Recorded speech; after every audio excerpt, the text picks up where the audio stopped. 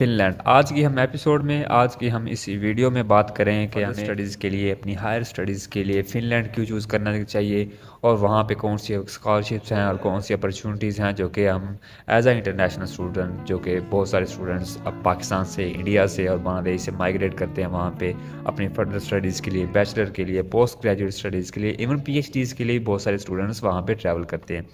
तो इसमें देखें हम सबसे पहले अगर हम बात करें फ़िनलैंड जो कि एक शेंजन ज़ोन में आता है, it mean this is a part of Europe.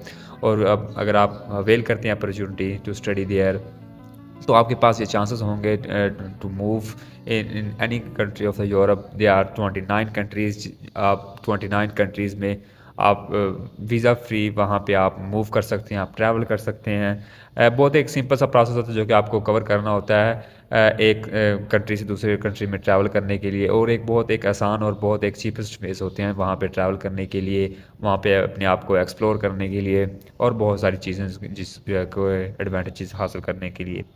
तो इसमें अगर हम देखें फ़िनलैंड जो कि third best country in the world to study.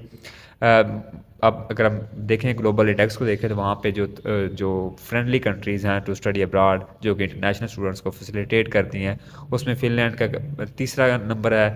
और इसमें अगर हम बात करें जो दुनिया में जो सबसे ज़्यादा वहाँ पे जो खुशहाली है, अगर इट मीन जो लोग हैं जो अपनी गवर्नमेंट से अपने सिस्टम से जो सेटिस्फाइड हैं, और फ़िनलैंड उसमें सबसे टॉप में अपने आप को रैंक करते हैं। और ये सबसे happiest country in the world है। तो इट मीन आप वहाँ की सोसाइटी का और वहाँ के लोगों का आप अंदाज़ा लगा सकते हैं कि वो किस तरह अपने आप को एक और अपने सिस्टम को उन्होंने मैनेज किया हुआ है।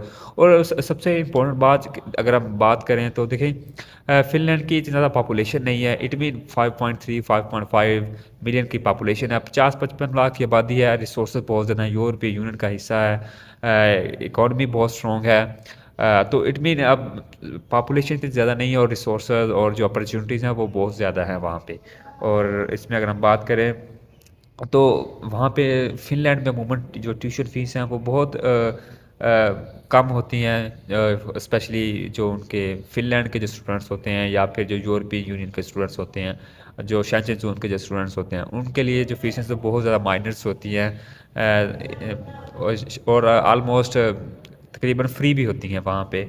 बट जो इंटरनेशनल स्टूडेंट्स होते हैं जो कि अफ्रीका से और एशिया से और सब कॉन्टिनेंट पाकिस्तान, इंडिया से जो मोस्टली ट्रैवल करते हैं वहाँ पे, वो अब उनके लिए जो जो फ़ीसेज़ हैं वो थोड़ी सी हाई हैं, बट दे आर मैनेजेबल। तो इसमें अगर हम बात करें तो स्कॉलरशिप बहुत ज़्यादा प्रोवाइड करते हैं। सम केसेस में वो 100% scholarship, in some cases they are 20% 30% scholarship है जो कि आप अवेयर कर सकते हैं डायरेक्टली थ्रू द यूनिवर्सिटी। और स्पेशली एक इम्पॉर्टेंट थिंग अगर हम बात करें फ़िनलैंड के बारे में, तो एक somehow Finland consider as a English speaking country.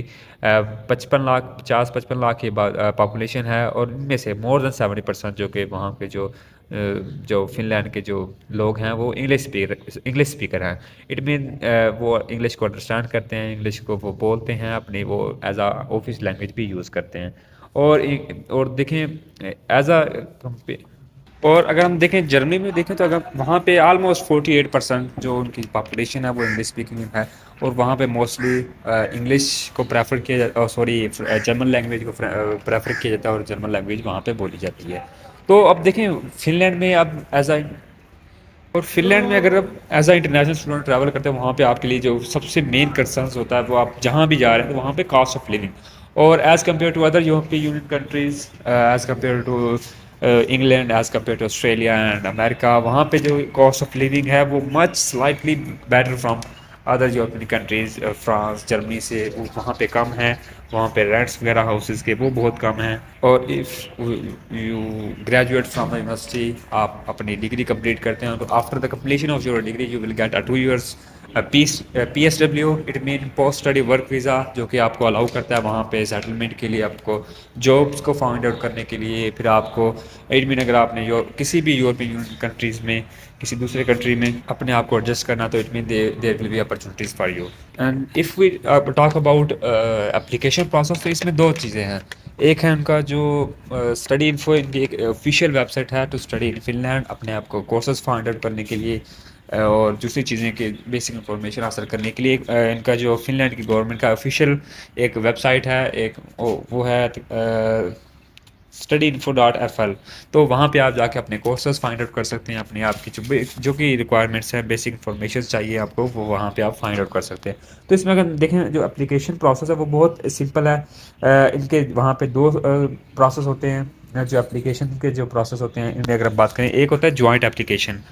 इसमें आपके लिए अपॉर्चुनिटी होती है कि आप एक एप्लीकेशन से, एक ही प्रोसेस से आप 6-7 यूनिवर्सिटीज़ में मुख्तलिफ कोर्सेज में आप अपने आप को शो कर सकते हैं, अपने आप को एज आ इंटरनेशनल स्टूडेंट डिक्लेयर कर सकते हैं।